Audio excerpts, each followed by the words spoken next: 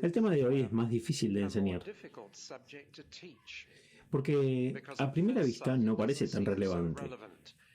El domingo por la mañana hablé sobre el reino de Dios, ayer por la mañana hablé sobre el reino de Satanás, pero esta mañana quiero hablar sobre el reino de Israel. Y la gente dice, bien, ¿qué tiene que ver eso con nosotros? Como vamos a ver al final, verán, cuando Jesús vino, su tema principal que predicó durante 3 años seguidos fue el reino. Pero nunca le dijo a la gente lo que quería decir con eso. ¿Notaron alguna vez eso? Él nunca lo definió. Lo describió, pero nunca lo definió. Nunca dijo, esto es lo que quiero decir cuando digo el reino de Dios. Ahora, ¿por qué no lo definió? ¿Por qué no les dijo lo que él quería? La respuesta es muy simple. Todos lo sabían, porque estaba hablando a los judíos. Y esa era una palabra que entendían perfectamente bien. La frase el reino de Dios era algo de lo que siempre estaban hablando, ya que muy rara vez escuchamos la frase el reino de Dios nosotros mismos, fuera de la iglesia. Necesitamos volver sobre la historia del pueblo de Israel para entender lo que significa. Por eso esta mañana solamente voy a hablar sobre el reino de Israel y mañana por la mañana quiero hablar sobre el reino de Cristo. Y luego el viernes por la mañana retomaremos el tema de Brian Danocho y hablaremos sobre el lugar del Espíritu Santo y la relación entre él y el reino. Así que en cierto sentido estuve muy tentado esta mañana de decir, saltemos el reino de Israel y pasar rápidamente a la parte más emocionante, pero Dios dijo, no lo hagas. Y Dios dijo, yo no me salté esa parte. Pasé 1400 años con el reino de Israel antes de enviar a Jesús. Así que será mejor que tú hagas lo mismo. Bueno, voy a pasar 1400 minutos en el reino de Israel. Hay 2 pasajes que quiero leer antes de comenzar a hablar. Pido disculpas por no leer la Biblia ayer por la mañana. Quise leer el capítulo 3 de Génesis, pero mi introducción se desvaneció.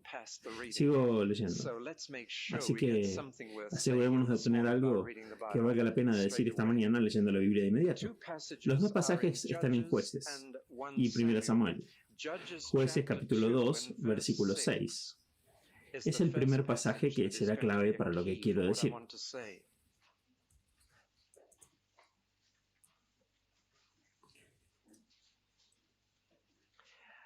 Simplemente siento que el Señor me ha dicho que ponga en una oración la importancia de estudiar el reino de Israel. Y esta es la oración. Si no lo hacemos mejor que Israel, entonces nos pasará lo mismo que lo que les pasó a ellos. Eso es la importancia de estudiar lo que les pasó a ellos. Voy a expandir eso un poquito. Encuentro que muchos cristianos piensan que debido a que Dios ha quitado el reino de Israel y se lo ha dado a la iglesia no puede fallar. Y eso es una complacencia peligrosa. De hecho, en el Nuevo Testamento, Pablo dice en Romanos 11, ustedes, los gentiles que ahora conocen el reino, no se vuelvan engreídos, arrogantes u orgullosos en su actitud con los judíos que lo perdieron, porque el mismo Dios que los excluyó del reino también podría excluirlos a ustedes. Solo ellos obtuvieron solamente el reino por fe y ustedes están en el reino por fe y podría perderlo de la misma manera. Y de hecho la carga que recibí del Señor temprano esta mañana fue la siguiente: grandes partes de la iglesia en este país van a perder el reino. Y lo siento, pero esa es la verdad. Cuando la iglesia se llama a sí misma el Nuevo Israel y afirma heredar todas las promesas del Antiguo Testamento, pero ignora todas las advertencias del Antiguo Testamento, no es justo. Síganme. Y si revisan la versión autorizada de la Biblia y miran algunos de los títulos que a veces se incluyen en esas versiones antiguas, van a encontrar que todo lo bueno que se promete a Israel en el Antiguo Testamento tiene un título: el amor de Dios por su iglesia. Y todo lo desagradable está encabezado por la frase la disciplina de Dios sobre el antiguo Israel. Bueno, escuchen, no pueden tener las dos cosas. Si quieren reclamar las promesas del Antiguo Testamento, entonces deben también llevar consigo las advertencias. Dios tratará al nuevo Israel exactamente de la misma manera en que trató al antiguo Israel. Y así como expulsó a la mayor parte del antiguo Israel del reino, puede expulsar a la mayor parte de la Iglesia de Escocia del reino. No hay garantía de que ese edificio al que van es una parte eterna de su reino. No hay garantía. Entonces vamos a estudiar la historia de Israel y preguntarnos qué salió mal. ¿Cómo perdieron el reino? También voy a abordar muy brevemente la pregunta que los discípulos le hicieron a Jesús, lo último que le preguntaron antes de regresar a casa, para el Padre. ¿Cuándo era Israel que iba a ser restaurado el reino? Porque verán, así como el Dios Todopoderoso, Rey del cielo y la tierra, tomó el reino de Israel, Él también puede devolvérselo a ellos. Y puede quitárnoslo también a nosotros. Así que esa es la seriedad. Y como el Nuevo Testamento dice que las cosas que fueron escritas acerca de Israel fueron escritas para nosotros, para que aprendamos de sus errores, y las personas que no están dispuestas a aprender de la historia están condenadas a repetir los errores de la historia, entonces el reino de Israel es nuestro tema de hoy. Ahora leemos los dos pasajes, Josué 2, versículo 6. Después que Josué despidió a los israelitas, ellos fueron a tomar posesión de la tierra, cada uno a su propia herencia. La gente sirvió al Señor durante toda la vida de Josué y de los ancianos que le sobrevivieron, y que habían visto todas las grandes cosas que el Señor había hecho por Israel. Josué, hijo de Nun, el siervo del Señor, murió a la edad de 110 años. Y lo sepultaron en la tierra de su herencia en Timnat, en la región montañosa de Efraín, al norte del monte Gash. Después de que toda esa generación había sido reunida con sus padres, otra generación creció que no conocía ni al Señor, ni lo que Él había hecho por Israel. Ese es el problema de las segundas generaciones del pueblo de Dios. Si estás en una nueva comunión y todavía es la primera ola de una nueva generación de creyentes, tus problemas vendrán con la segunda generación. ¿Cómo pasar a la próxima generación tu experiencia viva del Dios viviente cuando no han tenido esa experiencia ellos? Entonces los israelitas hicieron lo malo ante los ojos del Señor y sirvieron los Baales. Ellos abandonaron al Señor, el Dios de sus padres, que los sacó de Egipto. Siguieron y adoraron a varios dioses de los pueblos que los rodeaban. Provocaron a ira al Señor porque lo abandonaron y sirvieron a Baal y a Astarot. Bueno, esos dos nombres no significan mucho para ustedes, pero Baal significa marido y Astarot significa esposa. Y era una religión sexual bastante asquerosa, la que había en la tierra de Canaán. Y en realidad ibas a la iglesia a tener relaciones sexuales con uno de los sacerdotes o de las sacerdotisas. Pueden imaginar que era una religión muy popular. Hacían cola, pensaban que las relaciones sexuales eran un acto de adoración, no importa con quién. Así que podías tener una pareja diferente cada domingo a la mañana en la adoración. Eso es a lo que se enfrentaban. Así que cuando leímos esos nombres divertidos, los nombres deben ser sustituidos en su propia mente con una sociedad dominada por el sexo, y ahí está. Así que no es tan extraño a pesar de los nombres. Y en eso se metieron. Y enojado contra Israel, el Señor los entregó a los asaltantes que los saquearon. Lo vendieron a sus enemigos de alrededor, a quienes ya no podían resistir. Cada vez que Israel salía a pelear, la mano del Señor estaba contra ellos para derrotarlos, tal como les había jurado. Estaban en gran angustia. Entonces el Señor levantó jueces quienes los salvaron de las manos de estos. Pero no quisieron escuchar a sus jueces, sino que se prostituyeron con otros dioses y los adoraron. A diferencia de sus padres, rápidamente se apartaron del camino en el que sus padres habían andado, el camino de la obediencia a los mandamientos del Señor. Cada vez que el Señor les levantaba un juez, Él estaba con el juez y lo salvaba de las manos de sus enemigos mientras el juez vivía. Porque el Señor tuvo compasión de ellos mientras gemían bajo aquellos que los oprimieron y afligieron. Pero cuando el juez murió, el pueblo volvía a caminos aún más corrompidos que los de sus padres, siguiendo otros dioses y sirviéndolos y adorándolos. Se negaron a abandonar sus malas prácticas y caminos tercos. Por eso el Señor se enojó mucho con Israel y dijo: porque esta nación ha violado el pacto que establecí para sus antepasados y no me escucha, ya no los conduciré más delante de las muchas naciones que Josué dejó cuando murió. Los voy a usar para probar a Israel y ver si guardarán el camino del Señor y caminarán en él como lo hicieron sus antepasados. El Señor había permitido que esas naciones permanecieran. Él no las expulsó de inmediato, entregándolas en manos de Josué. Y luego, finalmente, el pasaje, que para mí es una clave para entender la historia del reino de Israel. 1 Samuel, capítulo 8. Cuando Samuel envejeció, nombró a sus hijos jueces para Israel. El nombre de su primogénito fue Joel, y el nombre de su segundo era Abías. Y ellos sirvieron en Beersheba. Pero sus hijos no hicieron el camino que hizo Samuel. Anduvieron en sus caminos, se desviaron tras ganancias deshonestas y aceptaron sobornos y pervirtieron la justicia. Entonces todos los ancianos de Israel se reunieron juntos en Ramá y le dijeron: eres viejo, y tus hijos no siguen tus caminos.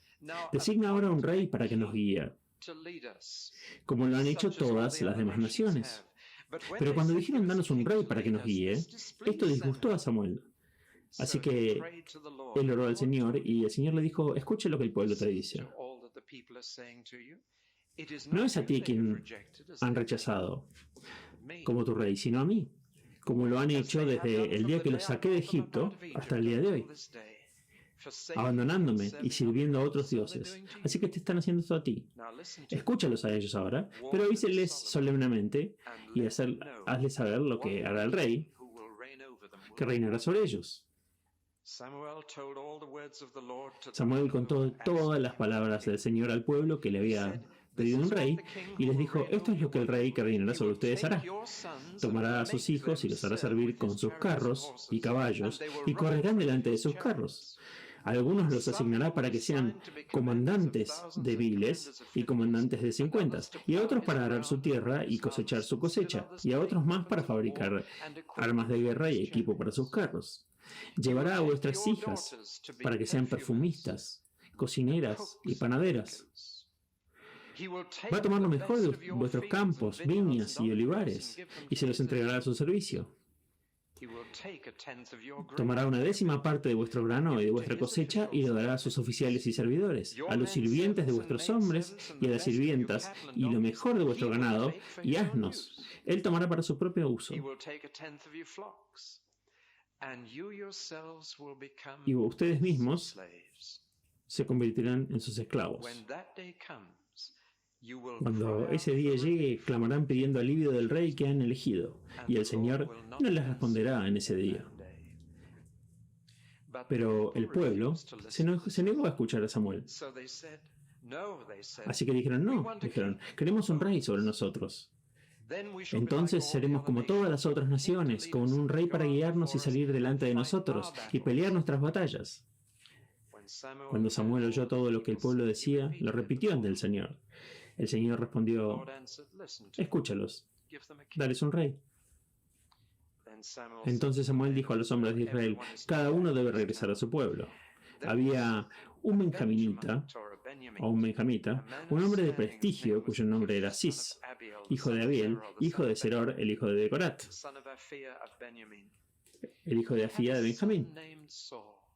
Él tenía un hijo llamado Saúl, un joven impresionante, sin igual entre los israelitas, una cabeza más alto que cualquiera de los demás.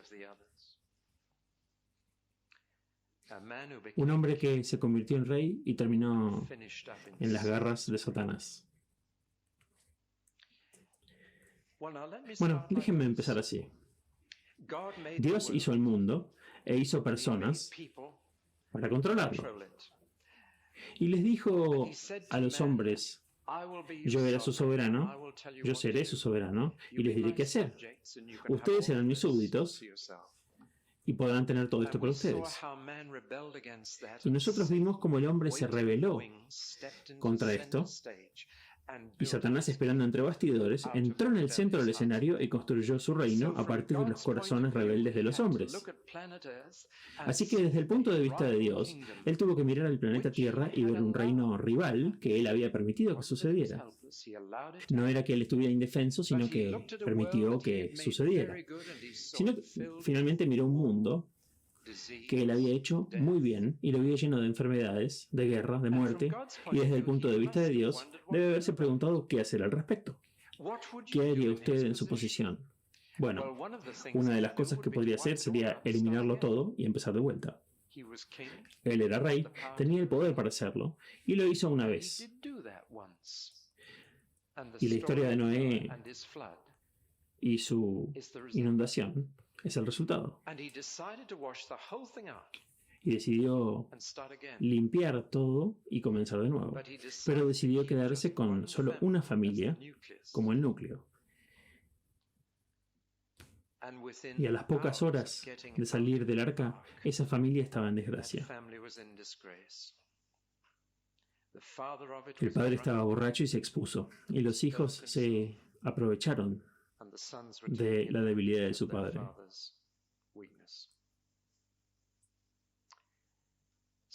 Es una historia triste, y Dios decidió no intentarlo de esa manera de nuevo, no mientras la tierra existiera. Y el resto de la Biblia es la historia del plan B de Dios y la otra forma que eligió para restaurar su reino en la tierra. Déjenme ahora decir directamente que demasiados cristianos pensamos que el único futuro del reino está en el cielo y que el trabajo de la iglesia es rescatar de la tierra a tantos individuos como podamos y llevarlos al cielo de manera segura. Casi como si la tierra fuera el Titanic que se hunde y nuestro trabajo para rescatar a unos cuantos individuos en el bote salvavidas y llevarlos al cielo con seguridad. Escuchen, la Biblia dice que el futuro del reino incluye la tierra. No se trata solo de llevar unos cuantos más al cielo. El objetivo de Dios es el restablecimiento de su reino en la tierra. Y nos ha dicho que haremos cada día en que su reino venga a la tierra como está en el cielo. Así que escuchen, es una visión demasiado estrecha de nuestra tarea como iglesia rescatar unos pocos individuos y entregarlos sanos y salvos al cielo. Deberíamos preocuparnos por el restablecimiento del reino de Dios en la tierra.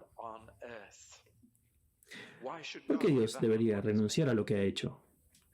Él está decidido a tener la tierra, además del cielo. Pero por cada sermón que he escuchado del cielo, por cada 30 sermones que he escuchado del cielo, no he escuchado ni uno de la nueva tierra. ¿Cuántos de ustedes han escuchado alguna vez un sermón completo sobre la nueva tierra?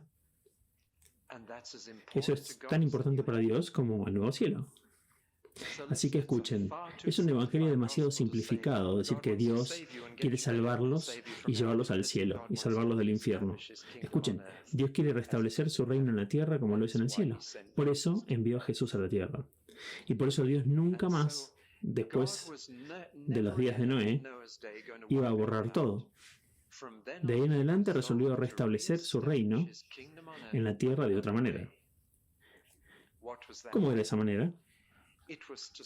Era comenzar con cualquiera que estuviese dispuesto a crear un pueblo que fuera un modelo de su reino para que todos los demás lo vieran, no para eliminarlos a todos, ni para intentar forzar a todos a entrar en su reino. Lo que él podría haber hecho, decidió comenzar con cualquiera que respondiera y crear un modelo para que la gente viera cómo era su reino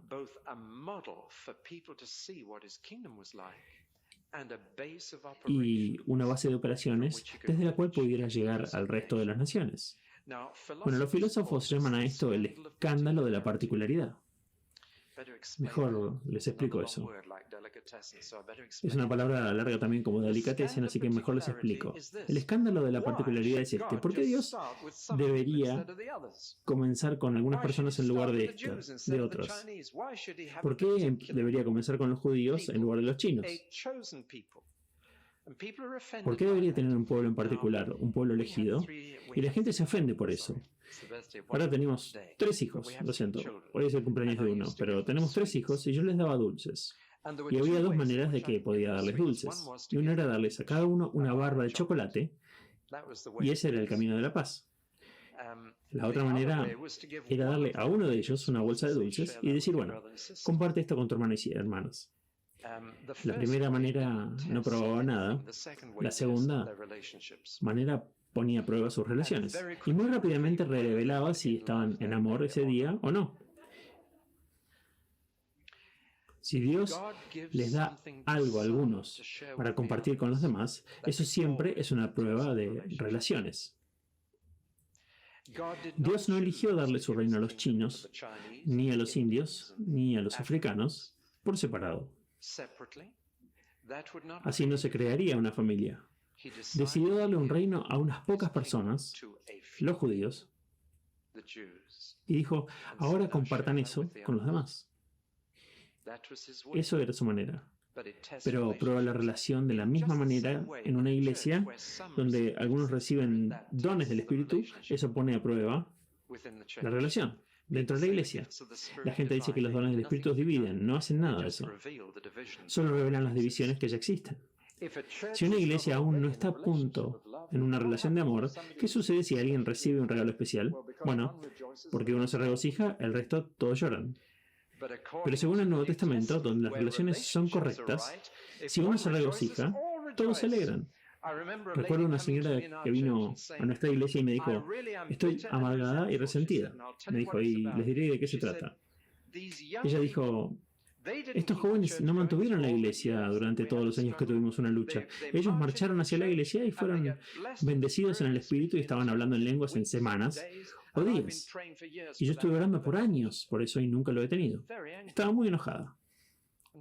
Y fue lo suficientemente honesta como para decir, estoy amargada. Y le dije, pero tú recibiste ese regalo. Y ella dijo, ¿cuándo? Dije, bueno, cuando ellos lo recibieron. Y ella dijo, ¿qué quieres decir? Dije, bueno, son parte de tu cuerpo y si recibieron un regalo, eso significa que tú lo hiciste también. ¿Le diste gracias a Dios que cuando recibieron ese regalo tú lo recibiste? ¿Le dijiste gracias?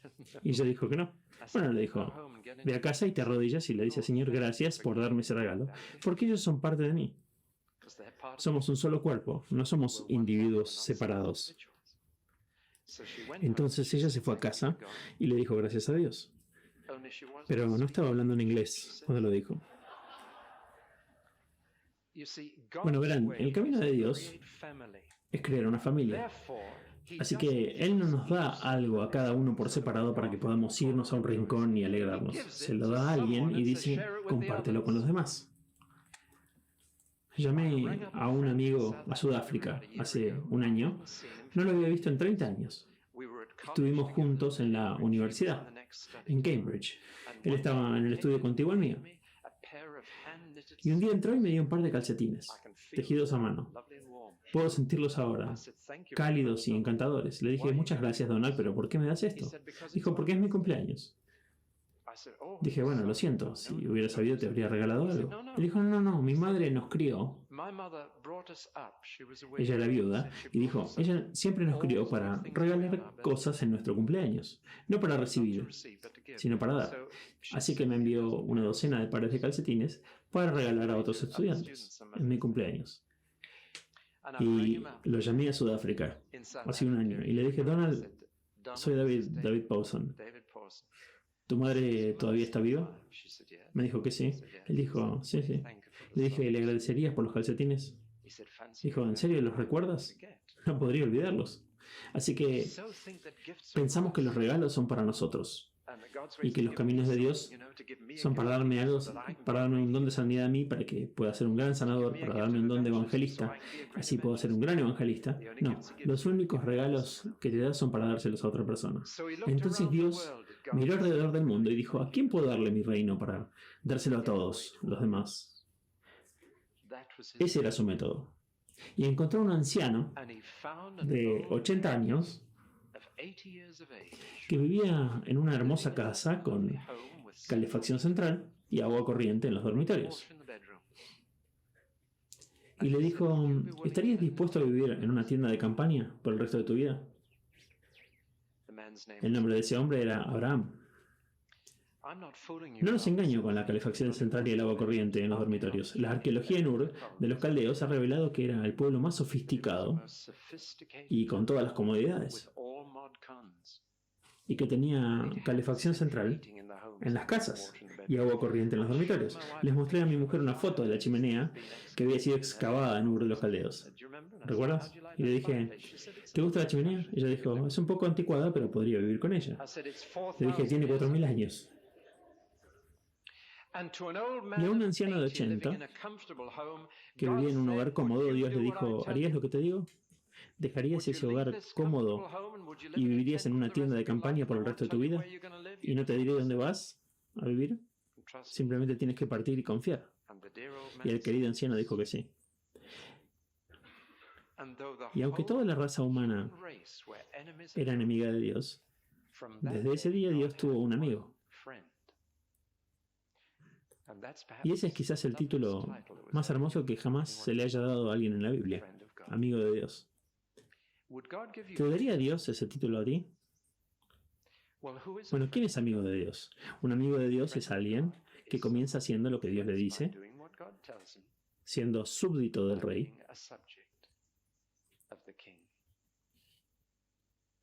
No les voy a decir ahora que Abraham era perfecto, mintió sobre su esposa para salvar su propio pellejo.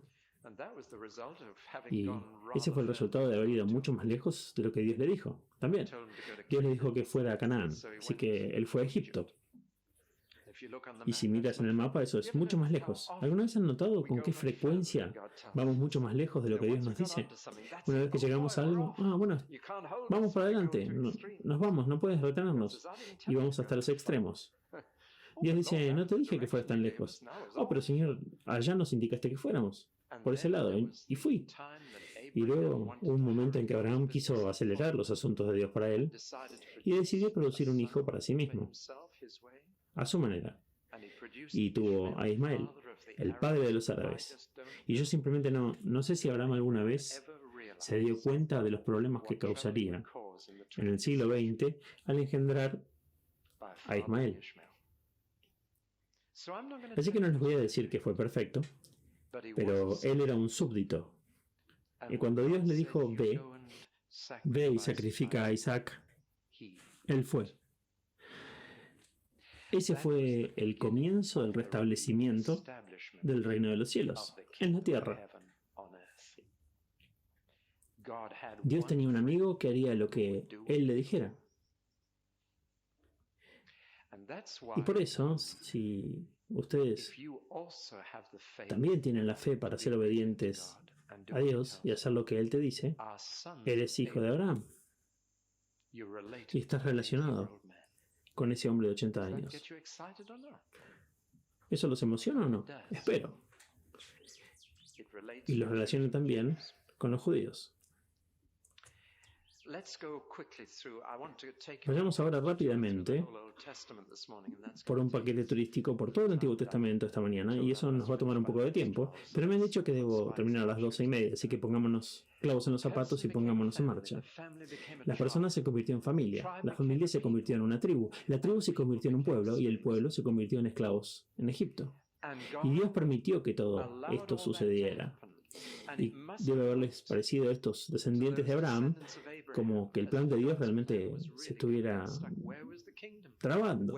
¿Dónde estaba el reino? ¿Dónde estaba el rey? ¿Dónde estaba la demostración de la soberanía de Dios? Pero Dios sabía lo que estaba haciendo. Y una vez que se convirtieron en un pueblo, aunque eran esclavos, Dios pudo decir, ahora puedo establecer mi reino. Voy a demostrar mi soberanía sacándolos de allí y les mostraré mi mano poderosa haciéndolo. Y luego les diré lo que significa ser mis súbditos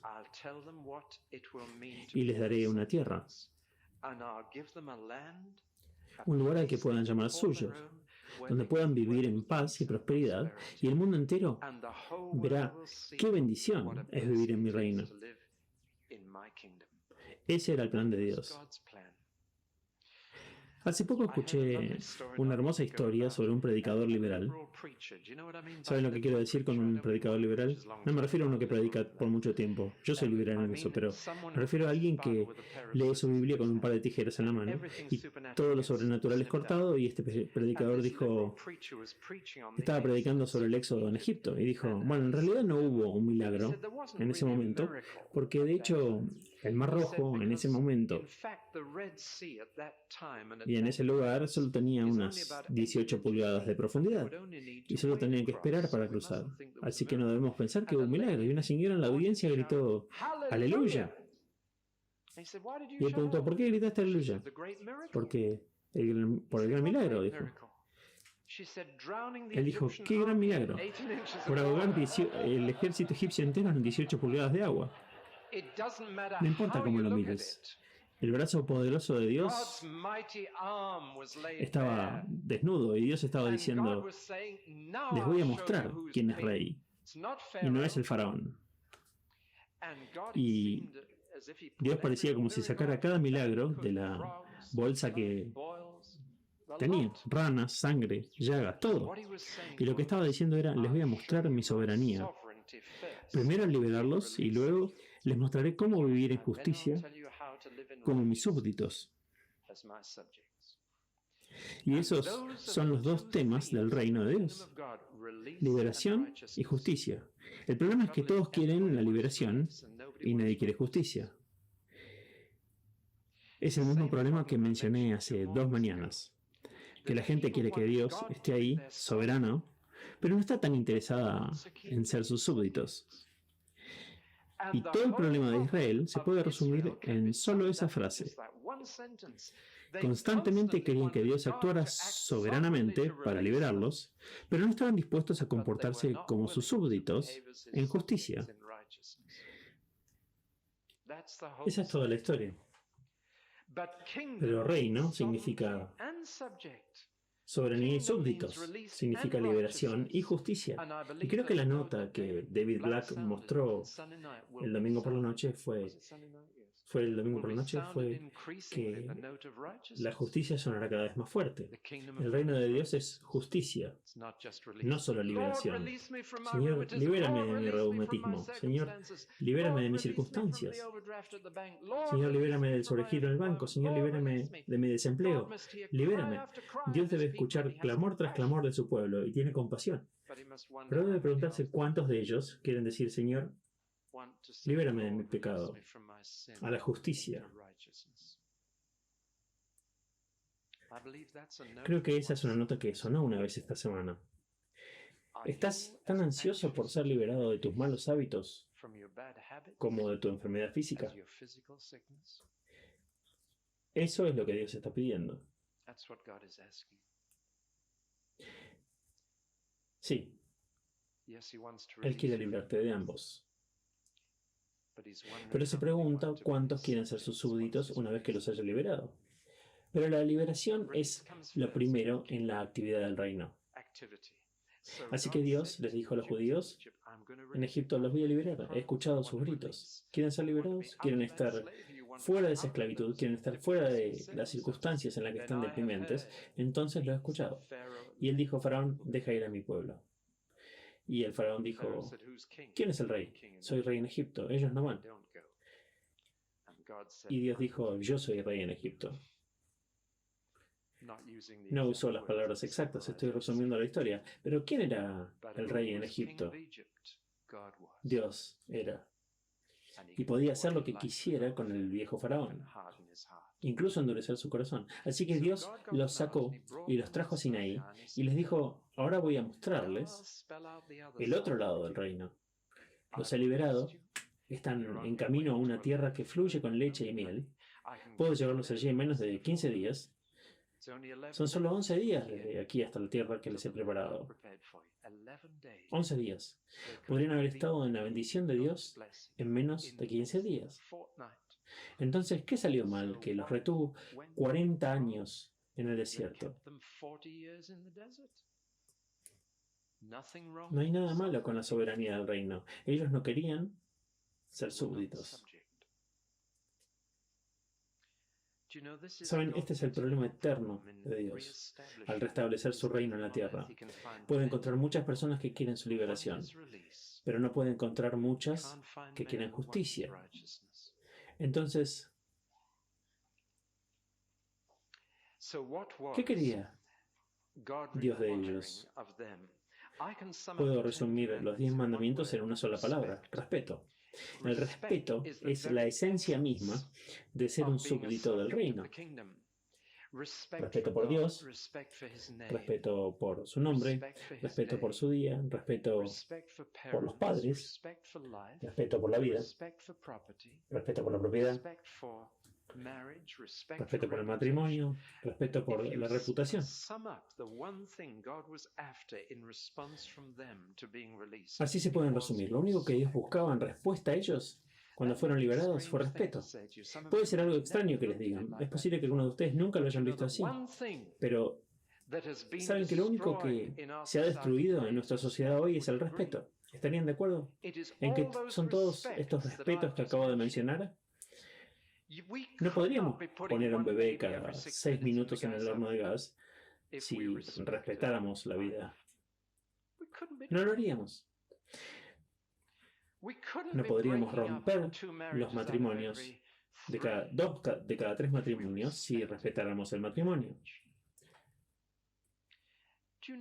¿Saben que si mañana dejaran de robar en las tiendas, el costo de vida bajaría entre un 2 y un 3% de la noche a la mañana? Pero cada tienda a la que entras, van a ver ahora cámaras de televisión, advertencias, cadenas, seguridad alrededor de toda la tienda, aquí mismo, porque el respeto a la propiedad ha desaparecido. Eso es lo que Dios pedía. Dijo, los he liberado, ahora respétenme y respétense unos a otros. Y la sociedad se basa en el respeto. Cuando se destruye el respeto, como alguien dijo aquí, con quien estuve hablando hace un año, había un programa dado por uno de los comediantes principales de aquí, uno que tenía un don de humor, pero era el principal de los comediantes, dijo que el objetivo del programa que hicieron era destruir el respeto. Dijo, no pretendemos dejar nada sagrado, lo que significa nada que la gente respete. Por lo que sistemáticamente se propusieron destruir el respeto por el liderazgo, los líderes políticos, el respeto por la religión. Simplemente se propusieron destruir todo. Y finalmente abordaron cuestiones morales con ese programa. Se llamaba Pecado del Sábado. Y decidieron destruir todo respeto por la virtud. Y después de 2 programas, tuvieron que quitarlos. Satanás no es muy inteligente, siempre se excede. Pero me estoy desviando de mi tema. Dios luego los trajo a la tierra prometida, eventualmente después de 40 años, cuando no lo respetaron, pero Él los trajo. Y el resto de la historia se puede dividir en 3 capítulos. Y necesitamos aprender de los 3 capítulos. Yo diría capítulo 1, antes de que tuvieran reyes, capítulo 2, cuando tenían reyes, y capítulo 3, cuando no tenían reyes. ¿Eso lo hace sencillo? Le estaba diciendo a alguien anoche, creo que a este hermano, recuerdo constantemente la palabra kiss cuando estoy hablando. Manténlo simple, estúpido. por sus iniciales en inglés. Y estoy tratando de hacerlo, estoy tratando de hacer eso. Así que intentemos mantenerlo simple. No los estoy llamando estúpidos a ustedes, sino a mí mismo. Estoy hablando solo cuando digo eso, pero vamos a mantenerlo simple. Capítulo 1. Antes de que tuvieran reyes. Esa era la forma ideal de gobierno. Tendemos a pensar en el punto culminante de Israel como el periodo bajo sus reyes, y particularmente bajo el rey David. Pero de hecho el patrón del gobierno de Dios para ellos era no tener sus propios reyes. Y la iglesia cae en el mismo error que Israel una y otra vez. Queremos un gobierno central. Déjenme decirles cuál es la intención de Dios. Cómo pretendía gobernar a su pueblo. Pretendía plantarlos por toda la tierra en grupos, tribus, clanes, y darles a cada uno de los grupos sus propios mayores. Y eso es todo. No habría ningún órgano de gobierno central, ni ningún gobierno central. Si se metían en problemas y necesitaban ayuda, sería él quien levantaría lo que se llamaba un juez. Un juez carismático con dones para sacarlos de ese lío. Pero el juez debía sacarlos del problema, no debía convertirse en un gobernante central. Cuando Gedeón los sacó del problema con los medianitas, vinieron a Gedeón y le dijeron: Gedeón, eres un gran tipo, ¿nos gobernarías? ¿Comenzarías una dinastía? ¿Serías rey? Y Gedeón conocía bien a Dios y les dijo: no seré su rey, no los gobernaré.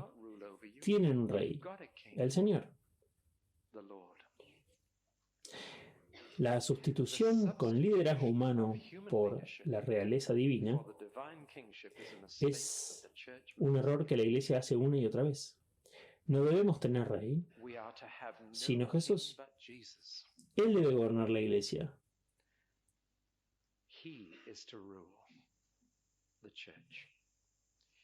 Él es la única cabeza. No hay cabezas en la Iglesia, sino Jesús. La palabra cabeza nunca se aplica a ningún líder de la Iglesia. Debemos tener ancianos, locales. Y de vez en cuando, Dios levantará a un líder carismático, translocal, para un propósito particular. Pero no se convertirá en un gobernante permanente. Bueno, estoy diciendo cosas que creo que son bastante relevantes para muchas de las preguntas que se discuten hoy. El jueves por la tarde estaba bastante seguro de que algunos de los líderes me abordarán sobre esto, pero verán que en los días de los jueces, siempre y cuando hubiera ancianos alrededor que hubieran experimentado personalmente el poder de Dios, funcionaba bien. Estaba bien. Pero salió muy mal rápidamente cuando surgió una nueva generación de ancianos y personas que no tenían experiencia personal de la soberanía de Dios en sus vidas. Y por lo tanto dijeron: ¿por qué estar sujetos a Él ahora?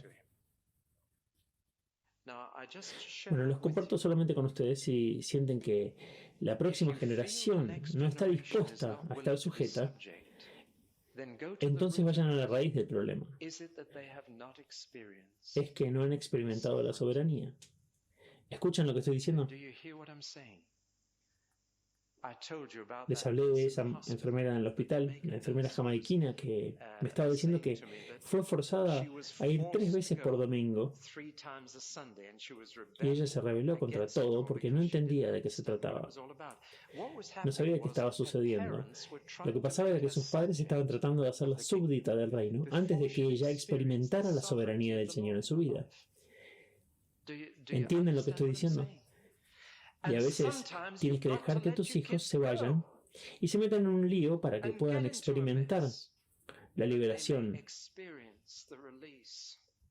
y la soberanía de Dios. Si intentas convertirlos en súbditos antes de que ellos hayan experimentado la soberanía, vas a producir un legalismo. Vas a producir algo que no es saludable. Y no sé si siento más pena por los niños que se rebelan contra los hogares cristianos y se meten en líos, o por los niños que han tomado la línea de menor resistencia y van obedientemente a la iglesia con sus padres, pero no tienen una experiencia personal de Dios como rey. No sé cuál es el que más me compadece, pero de alguna manera la próxima generación tiene que aprender la soberanía de Dios, además de ser súbditos. Bueno, ¿qué salió mal en los días de los jueces? Porque simplemente se metieron en un lío tras otro. Dice al final del libro de los jueces que no había rey en Israel en aquellos días, cada uno hacía lo que bien le parecía. Lo que estaba mal, los israelitas dicen, lo que está mal es que no tenemos rey. Dios dice, lo que está mal es que cada uno haga lo que es correcto ante sus propios ojos.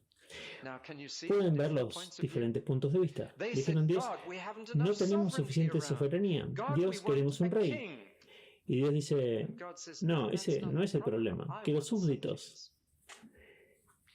Y debido a las tentaciones, particularmente en el área sexual, que estuvieron alrededor de la siguiente generación, me temo que dieron paso a eso. Y aquí había un pueblo que no eran súbditos del rey.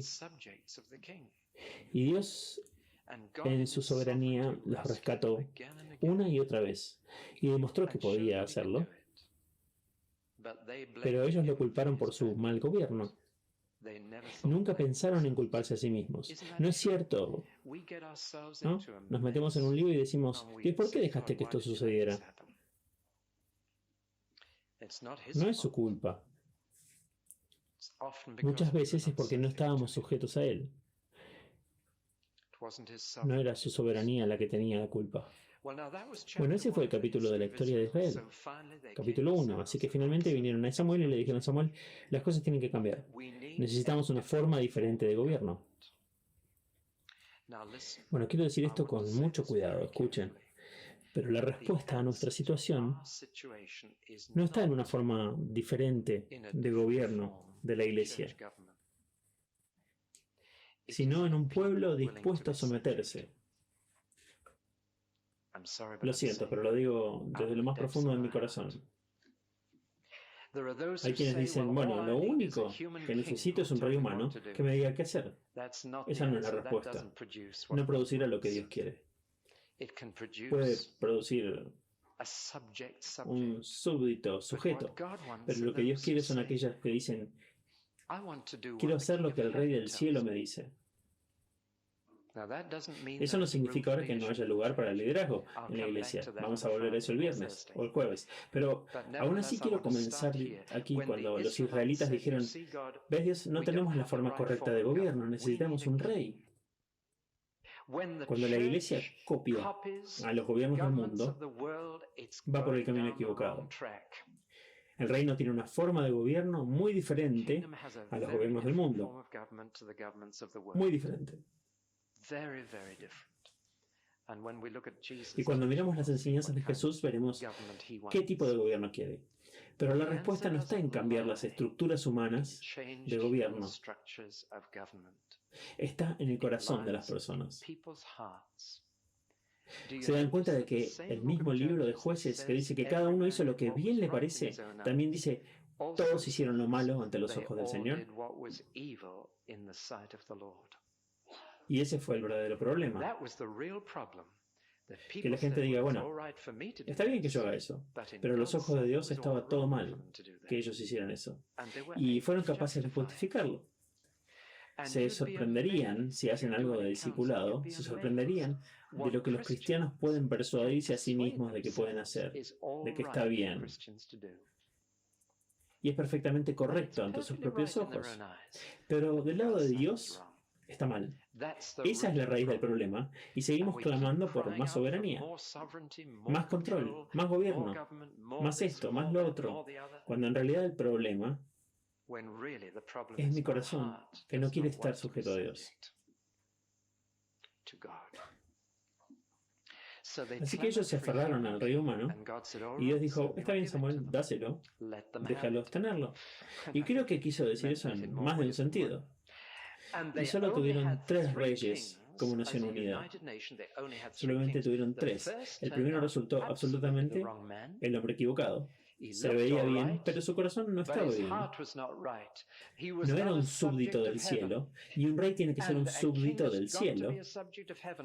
Cuando la reina Isabel fue coronada en la abadía de Westminster, mi padre estaba sentado allí en ese momento, y tuvo el privilegio de estar en la abadía para eso. Y cuando ella fue coronada, lo que más le llamó la atención y de lo que habló más después, fue que cuando le entregaron una Biblia, le entregaron, creo, la Biblia por el moderador de la Iglesia de Escocia, y ella dijo, se le dijo, esta es la ley de los reyes, lo que significa que esta es la ley para ella. Esta es la ley a la que debes estar sujeta. Y un rey terrenal no sirve a menos que sea súbdito del rey de reyes. Tengo un cuadro en casa que quizás hayan visto. Se llama Rey de Reyes. Y es una pintura increíble que fue hasta la Academia Real cuando se pintó. Es el retrato personal de 159 gobernantes de la Tierra. ¿Lo han visto alguna vez? Y en el medio está Cristo, con la túnica blanca más luminosa. Ningún artista ha podido volver a conseguir una túnica tan luminosa. Está con una túnica blanca, detrás de él está el diablo, que se esconde, y frente a Jesús se pueden reconocer 159 reyes, reinas y gobernantes. Está Napoleón cruzando los brazos y mirando fríamente a Jesús desde la distancia. Está Eduardo el Confesor colocando su corona en el suelo, frente a Jesús. Y se puede ver la actitud de cada soberano hacia el Rey de Reyes en la foto. Es una maravilla. ¿Cuántos de ustedes vieron la pintura? ¿Nadie más la vio nunca? Es famosa y la miras y simplemente dice todo. Jesús en su majestad, confrontando a todos los reyes y reinas de Inglaterra, Escocia y todas partes. El lugar donde lo has visto. Sí, sí. Esa es mi esposa. Ella es la prueba para demostrar que es real. Miras a los reyes de Israel y dices, ¿cuántos de ellos eran súbditos del Rey de Reyes? Y la respuesta es, como mucho uno de ellos. Saúl ciertamente no lo era. Terminó en presencia de un medium espiritual, jugando con el ocultismo. Podemos decir también, ¿qué pasa con el rey David? Un hombre conforme al corazón de Dios. Sí, hay un sentido en el que lo más cerca que llegó a Israel al reino de los cielos en la tierra fue bajo el rey David. Y nunca lo olvidaron. Bajo su liderazgo llegaron a un tiempo de paz y prosperidad que nunca antes habían conocido. Y hasta este día los judíos esperan y recuerdan ese tiempo para que vuelva. Los judíos le preguntaron a Jesús, ¿restaurarás en este tiempo el reino de Israel? Su significado es que si nos llevarías de vuelta a donde David nos llevó.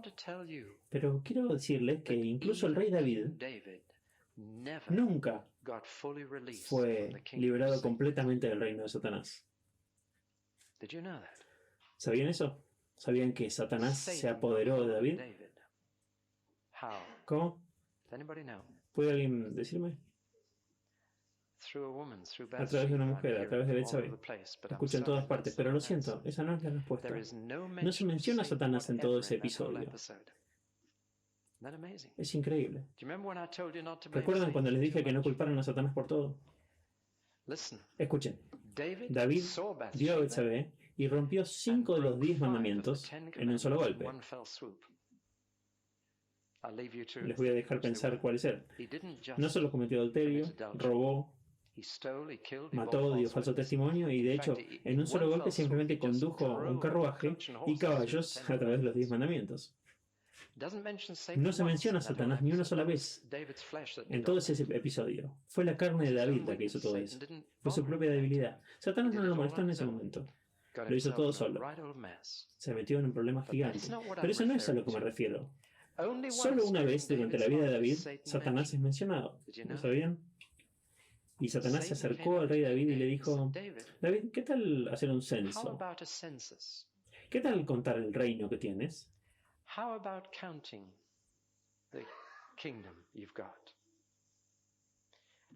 Ahí fue cuando Satanás se apoderó de David. Y fue prácticamente el final de su carrera. ¿Qué estaba mal? Les diré que estaba mal. Haces un censo por una o dos razones. Podrías hacerlo por orgullo, para ver cuántas personas tienes, y eso está mal. Debes contar antes de tu batalla, no después. Pero no fue solo orgullo. Un censo conduciría a impuestos y servicio militar obligatorio. ¿Y saben lo que el Señor le dijo a David cuando iba a hacer el censo? El Señor le dijo claramente a David: David, ¿no son todos tus súbditos? ¿No están todos dispuestos? ¿Por qué introducir la fuerza? Todos te aman. Harán lo que les digas. Son tus súbditos dispuestos. ¿Por qué empezar a meter la mano dura del gobierno central? Pero me temo que el daño se hizo. Y bajo el rey Salomón, todas las cosas que Samuel había advertido se hicieron realidad. Y el gobierno centralizado exigió más dinero, exigió más mano de obra reclutada, tomó a los hijos e hijas libres de Israel y los hizo esclavos del sistema. Y si creen que el reinado de Salomón fue gloria, bueno, la reina de Saba pensaba eso, pero si le hubieras preguntado al israelita promedio, él lo odiaba. Y tan pronto como Salomón murió, la guerra civil empezó.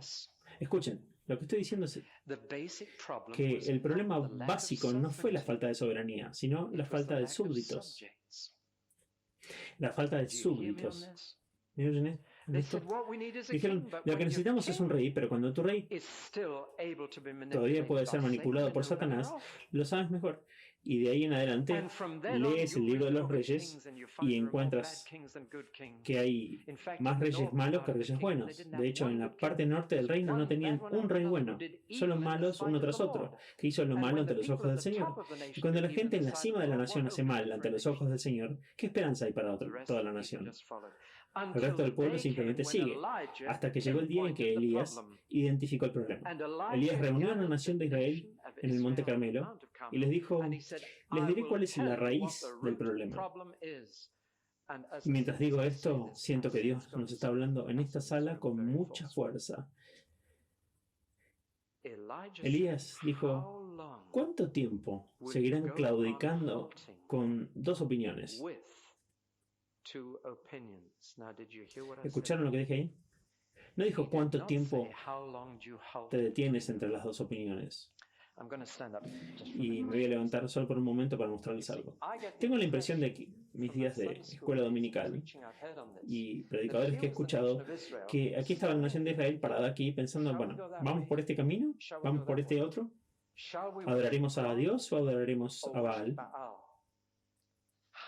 ¿Cuánto tiempo te quedarás quieto preguntándote qué camino tomar? Lo que Elías dijo no fue esto. Él dijo, claudicar, y no es quedarse quieto. En la Biblia es caminar cojo. Es una palabra pasada de moda para nosotros, pero claudicar es esto, cojear, no detenerse. ¿Entienden lo que quiero decir? Y Elías estaba diciendo, están caminando con un pie en el pozo y el otro en el pavimento. Están caminando con un pie en Baal y el otro en Yahweh. ¿Hasta cuándo van a cojear en los dos reinos? ¿Me escuchan? Eso es lo básico que frena el restablecimiento del reino de Dios en la tierra. No es que el pueblo de Israel no quisiera reconocer a Yahweh como su propio Dios, sino que estaban jugando con otros reinos también. ¿Me entienden ahora? Estaban vacilando entre el reino de Dios y el reino de Satanás. No parados en el medio, todavía preguntándose por cuál ir, sino tratando de caminar en ambos. Y la razón básica por la cual el pueblo de Israel no pudo restablecer el reino de Dios en la tierra fue que querían un pie en ambos reinos. Querían un pie en el mundo y otro pie en el cielo. El problema básico es, en la evangelización hoy, no es cómo meter la iglesia al mundo, sino cómo sacar al mundo de la iglesia. Ese es el problema básico. Dios estaba buscando gente que deje de cojear en dos reinos, que deje de ir en ambos sentidos. Y Elías, después de eso, por cierto, debo darme prisa, debo contarles sobre un amigo mío. Murió a los 90 años, el día de Navidad, hace 3 años, pero vivió en Palestina durante 40 años. Y este hombre, Leonard Persson, es posible que alguno de ustedes hayan oído hablar de él, pasó 3 días arrodillado en el gran hueco en las laderas del Monte Carmelo, que es el único lugar donde se podría haber realizado el desafío de Elías. Pero porque hay un manantial ahí que nunca se seca por la montaña. Y este gran estadio natural. Le pasó 3 días arrodillado, yendo y viniendo, para ver si podía encontrar algún rastro del altar de Elías, después de 3000 años. ¡Qué fe! Y todo lo que encontró fue un pequeño trozo de roca del tamaño de un huevo de gallina, que se había pegado a un lado, de un lado lo que parecía una hoja de vidrio verde, que era increíblemente dura. No podía rayar la superficie de este vidrio verde, ni siquiera podía con el anillo de diamantes de su esposa. Pero él llevó este trozo de piedra al departamento de geología de la Universidad Hadassah en Jerusalén y le dijo al profesor de geología que observe ese trozo de piedra. Y el profesor le dijo, bueno, no encontraste eso en Israel, pero lo voy a examinar y descubriré qué es. Dijo, sí, pero no te voy a decir dónde. Y él regresó 3 días después y el profesor le dijo, ¿te molesta si le quito una porción y lo analizo? Dijo que no. Y regresó en 3 días y el profesor le dijo, te vas a sentir terriblemente decepcionado. Es solo un trozo de piedra caliza, simplemente piedra común, pero que esta parte verde es en el costado, dijo, estuvo sujeta a un calor muy fuerte, indescriptible. Puedo imaginar qué tipo de calor tan fuerte metamorfosearía la piedra de esta manera, salvo la radiación nuclear. Y Leonard supo que tenía un pedazo del altar de Elías. Y trajo ese mismo pedazo de piedra al Museo Británico y he visto el informe del Museo Británico al respecto y dice lo mismo. Es una pieza de piedra común y corriente que cambió completamente su estructura debido al calor más indescriptible. Les digo que podría adorar reliquias. Y llevé a un grupo israelí y los tenía sobre sus manos y rodillas en el mismo lugar. Les dije, encuéntrenme una piedra como esa. Y estaban todos mirando. Y de repente los vi levantarse y caminar hacia mí y vinieron hacia mí y dijeron, no vamos a seguir mirando. Les dije, ¿por qué no? Dijeron, nos damos cuenta de lo que haría con ella si lo tuvieras. Lo adorarías. Así que no lo haremos. Y me salvaron de convertirme en un adorador de ídolos. Pero cuando sostuve ese pedazo de piedra en mi mano y me di cuenta de que el fuego de Dios había estado sobre eso, me dio un escalofrío. Elías dijo, los desafío, ¿cuál Dios es rey? Han descubierto a través de la arqueología que el culto a Baal solía invocar a Dios para enviar fuego. Pero descubrieron un altar en Israel con un túnel subterráneo y el sacerdote se arrastraba junto con una caja de fósforos y Elías les dijo, bueno, construyanlo al aire libre donde todos lo podamos ver. Sin truco, construyenlo aquí. Y yo voy a construir el mío. Y Elías tuvo el coraje y la fe para reírse de ellos antes de demostrar su parte. Me encanta. Dijo, griten un poco más fuerte, tal vez su Dios esté de vacaciones. Tal vez esté sentado en el inodoro. Elías dijo eso. Sé que en sus versiones inglesas educadas dice que está dado vuelta, pero eso significa una sola cosa. Y él tuvo el coraje de dar chistes sobre Baal. Y luego a las 3 de la tarde dijo, bueno, ahora Dios, muéstrales. Muéstrales. Y luego corrió para salvar su vida por culpa de una mujer, Jezabel. Terminó en el desierto, diciéndole algo increíble a Dios, lo cual me temo que no puedo evitar reírme. Dijo, Dios, soy el único súbdito que te queda. Y él simplemente se escapó. ¿Eso les parece gracioso? ¿Sabes? Soy tu único súbdito. Y él simplemente se escapó. ¿No le parece gracioso? Y como dijo Simón Pedro, los demás pueden correr, pero yo soy tu verdadero súbdito, Señor. Y el Señor le dijo, pero antes de que termine esta noche, tú también saldrás corriendo. Bueno, es algo peligroso decir, Dios, soy el único verdadero súbdito por aquí. Nunca caigan en ese orgullo, en ese hábito. Soy el único miembro válido de la iglesia. Soy el único verdadero súbdito de Dios en Escocia. Escuchen, Dios muy amablemente no dijo, Elías, estás huyendo, así que no eres mi verdadero súbdito. Lo que él dijo fue, Elías, te equivocaste en las sumas. Tengo 7,000. Escuché a un predicador árabe en Jerusalén comenzar su sermón así. ¿Por qué Elías tuvo un ataque de nervios? Porque no pudo tener comunión con los 7,000. Eso es una gran introducción. Pero de todos modos, ¿se han dado cuenta de que Dios no dijo que hay 7,000 que han permanecido fieles a mí? No, dijo, me reservé 7,000. Yo me lo reservé. Fue la soberanía de Dios la que lo hizo. Dios dice que ha guardado 7,000 para sí. Y esa será la historia del resto de la historia de Israel.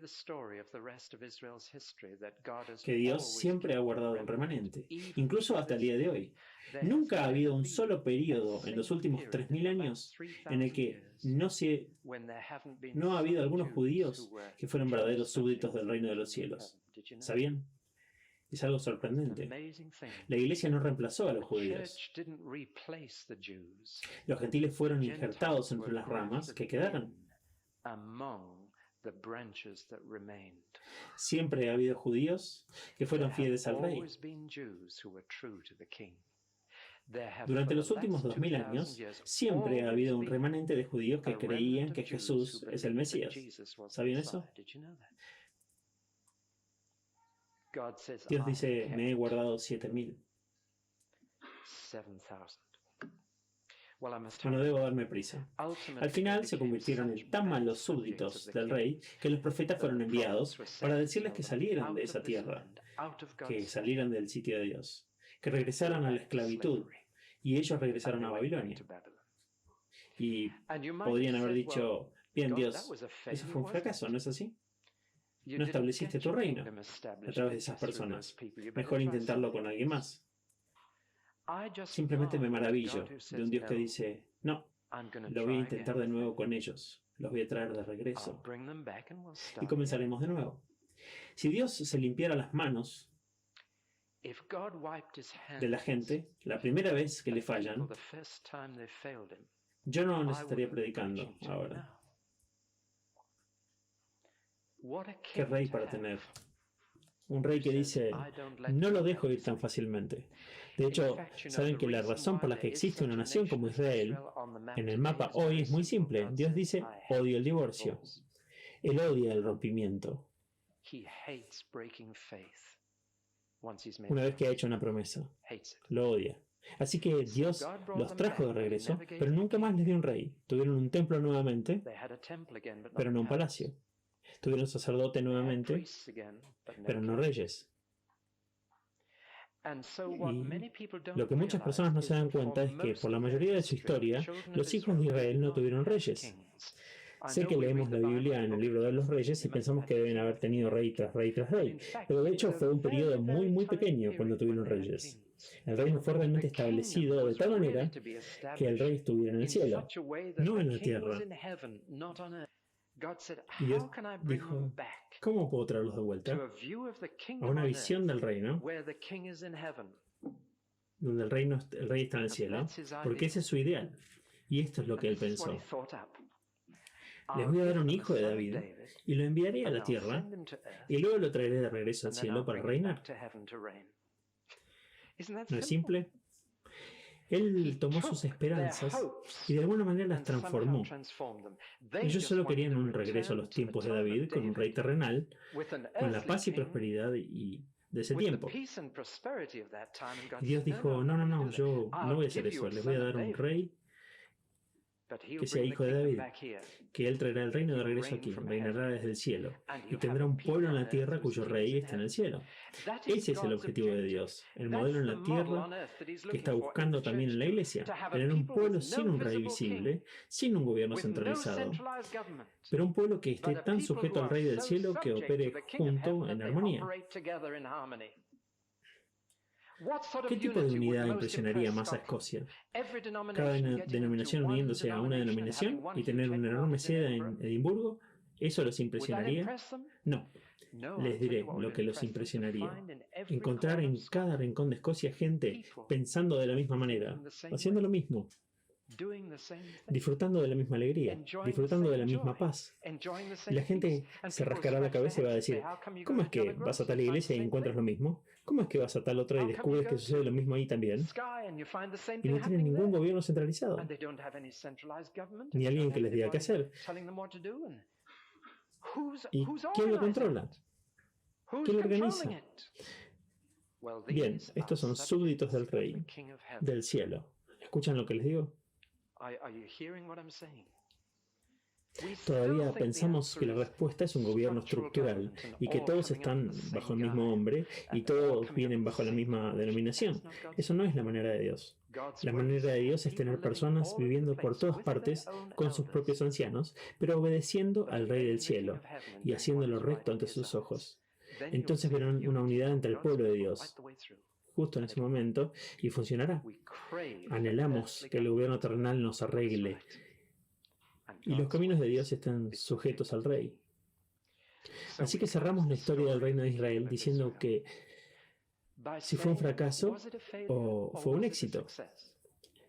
Para la mayoría de los israelitas fue un fracaso. No eran súbditos del rey. Habían experimentado su soberanía una y otra vez, pero Dios no experimentó su sujeción. No estaban sujetos a Él. ¿Fue entonces un fracaso? No. Siempre hubo un remanente en todo el camino de verdaderos judíos que eran súbditos del reino. Ustedes saben, cuando Jesús nació, hay un par mencionados ahí, Simeón y Ana, una querida anciana y un querido anciano. Y ellos eran súbditos del reino, buscaban el reino. El deseo de su corazón era ver al Rey de Dios venir. El viejo Simeón pudo decir, Señor, deja que tu siervo se vaya en paz ahora, no me importa morir ahora. Y todo lo que había visto era un bebé. Pero estaba esperando eso. Así que siempre hubo un remanente. Y este remanente se aferraba a dos promesas de Dios. Una era que les enviaría un rey de su elección, un rey que establecería su gobierno en la tierra, no solo para Israel, sino para todas las naciones, de modo que habría una restauración nacional del reino. Pero también iba a haber una internacional. El profeta Isaías había dicho, es una cosa demasiado pequeña para que Dios restaure a Israel. Debe ser una luz para todos los gentiles. Y Dios estaba pensando en la escena internacional. Hasta el día de hoy me temo que solo ven la escena nacional en Israel. Es lo único que les preocupa. Y simplemente no se dan cuenta de que la preocupación de Dios es establecer su gobierno para las naciones. Por lo que incluso en Israel moderno, todavía no ve el reino. Algunos judíos lo ven y algunos israelitas lo ven. Un número cada vez mayor de israelitas.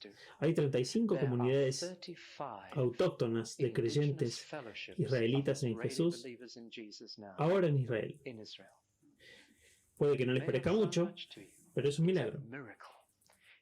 En lugar de todos esos terribles edificios denominacionales que se construyen en Jerusalén y todos importan sus propias tradiciones a ese lugar, hay 35 comunidades autónomas y propias de Israel que creen en Yeshua el Mesías, Jesús el Cristo, en Israel.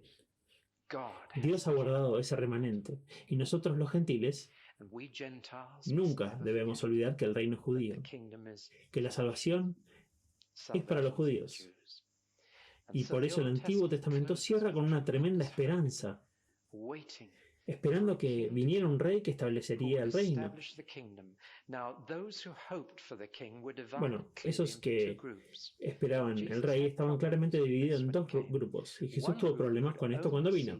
Uno podía solamente ver el reino nacional, pero el otro grupo podía ver el internacional.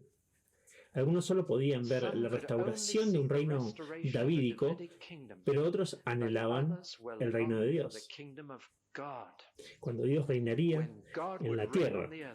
Anhelaban el día en que la casa del Señor se establecería en la montaña del Señor, y las naciones se desarmarían y no aprenderían más la guerra. Y justo arriba en nuestra casa está Greenwell Common, donde hay unas mujeres que son muy vulnerables a Satanás, que están clamando por el desarme nuclear. Pero el desarme no vendrá hasta que venga el reino de Dios. Y bajo su gobierno de justicia, las naciones podrán desarmar las disputas internacionales, serán resueltas por el rey. Por lo que existía la esperanza judía de una simple restauración nacional, la esperanza que decía que vamos a restaurar el reino de Israel, pero también estaba la esperanza internacional que decía, estoy buscando el reino de Dios en la tierra. Y los rabinos que buscaban el reino solían decir, una oración que no pide el reino no es una oración.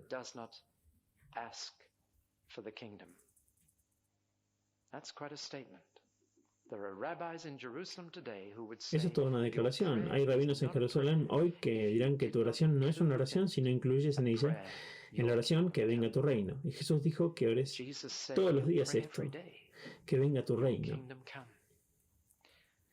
Mañana vamos a ver la emocionante noticia de que cuando Jesús nació, el reino había llegado.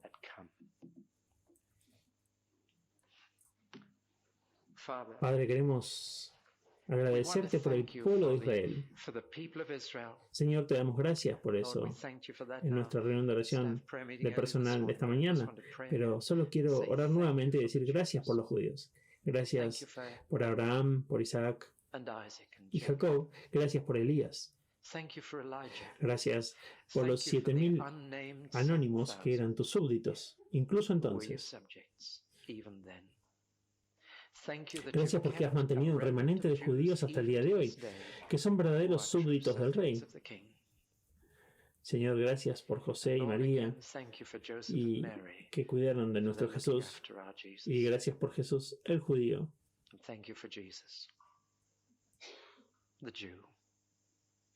Nuestro Mesías y el de ellos. Y Señor, gracias porque podemos aprender de su historia. Y Dios, oro para que tengas misericordia de la iglesia.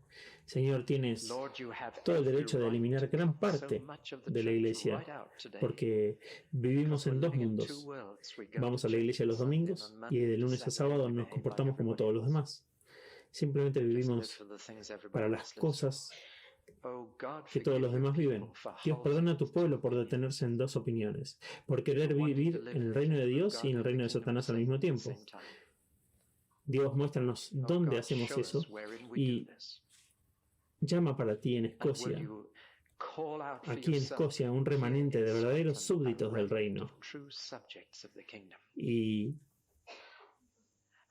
haz que vivan bajo el rey para que la gente se sorprenda de cómo pueden vivir juntos en tal unidad y tal armonía, en tal bendición, en tal paz, en tal prosperidad. Señor, no pueden entenderlo porque no pueden ver al Rey invisible del cielo. Pero Señor, que vean su reino como modelo visible y una expresión del cielo en la tierra. Padre, es un pensamiento que nos selecciona, que la gente debería poder venir de nuestra comunidad y decir, si esto es lo que es el cielo, quisiera ir allí. Pero oro para que levantes comunidades que sean el cielo en la tierra, expresiones de tu reino, colonias del cielo, el nuevo Israel, una nación santa, un sacerdocio real, un pueblo en la tierra que vive bajo tu reino y reglas. Oh Dios, por tu nombre, hazlo. Amén.